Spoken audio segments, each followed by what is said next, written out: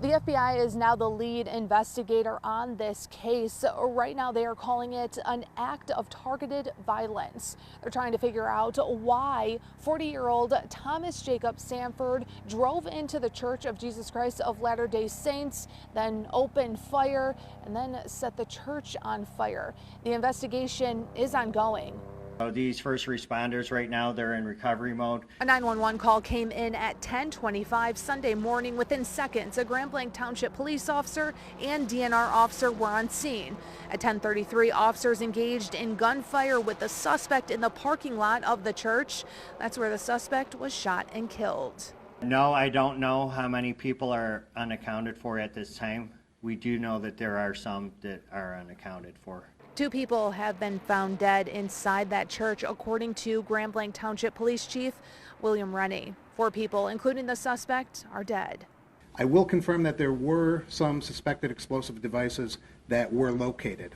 But as far as using them to initiate the blaze, I can't say that. This scene is actively being investigated by ATF. Michigan State Police have also investigated multiple bomb threats in the area that have come in since this unfolded Sunday morning. We are working tirelessly to recover the victims of this incident and reunite families. Multiple law enforcement agencies are doing this investigation.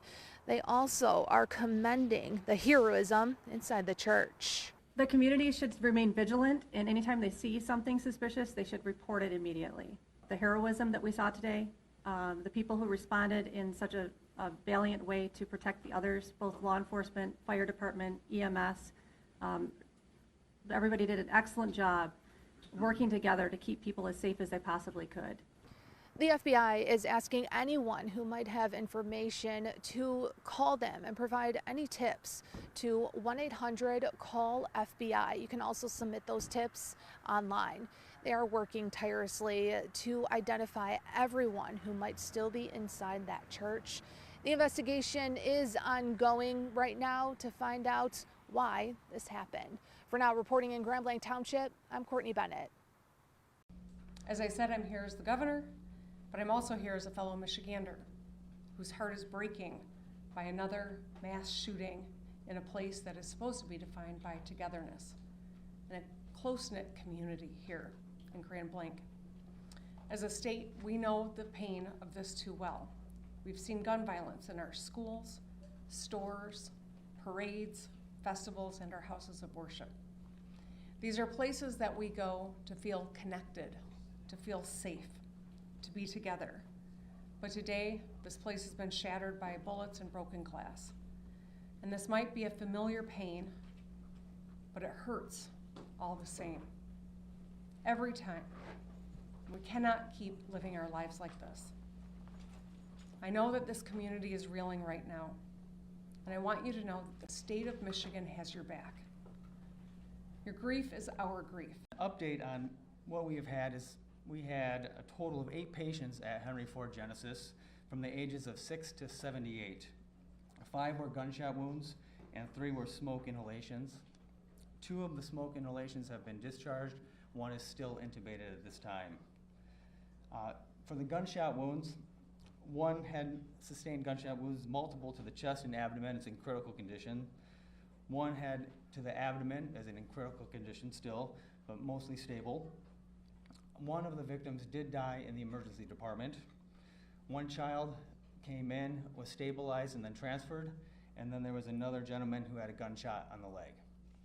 As I mentioned yesterday, the FBI is investigating this as an act of targeted violence, and we are continuing to work to determine a motive. In the past 24 hours, our investigative squads and specialty teams have been out all night, exhausting leads, some of which have been coming in from the public via tips. Our special agents, victim specialists, child advocate forensic interviewers, and local partners have interviewed over 100 victims and witnesses to date and are continuing to interview individuals as we speak. Our Evidence Response Team, or ERT, which is a specialized team of special agents, intelligence analysts, and professional staff, are trained to process crime scenes and collect evidence. They were out all night and continue processing the scene as we speak. From ATF's perspective, I would encourage the community not to travel by the church. those roads have been blocked off and access is controlled.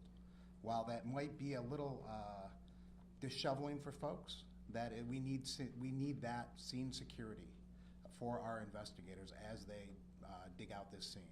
So with that in mind, that's our ask for the community. Evil. This was an evil act of violence. That's exactly what this was. And this is not Grand Blanc. This does not define Grand Blanc and who we are. We are a community, and I am confident that together we're going to build a stronger community due to this incident. Mark Boyle is following the latest for us right now at the live desk. Mark, we know police were quickly there on the scene. Crews right now still searching through that debris for possibly more victims. That building, I mean, partially collapsed in that fire. You can see why it partially collapsed. Jan, looking at the video here behind me, it was a massive fire. That thick black smoke could be seen for miles. The FBI is on the ground this morning as they work with local leaders to piece all this together. Here's the newest information right now on the victims and the suspect. In terms of the suspect who was killed in the shootout with police, is pictured there, Thomas Sanford. 10:25 a.m. is that timestamp right here. He drove his truck into the church really early on in this. There were lots of people inside at the time. He got out of the truck, started firing, and used gas to start that fire, so we know that. He also had an explosive device in the area in the truck. It wasn't clear if that was detonated or not. Meantime, investigators say there are more victims that could be found later today when they're sifting through all of that.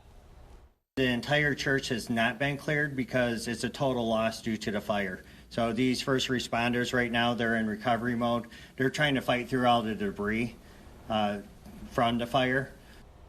At least 2 bodies were recovered inside the church by firefighters, and police there say that more people could be found because they don't have the exact head count, the specific number of folks who were at church yesterday morning. Meantime, today, detectives are at the home of the suspect they say served in the Marines from June 2004 through 2008. He had also been deployed to Iraq for 7 months and currently lived nearby in Burton, which is just a few minutes down the street from where that church is located. We're following the story for you. Updates all morning here at the live desk.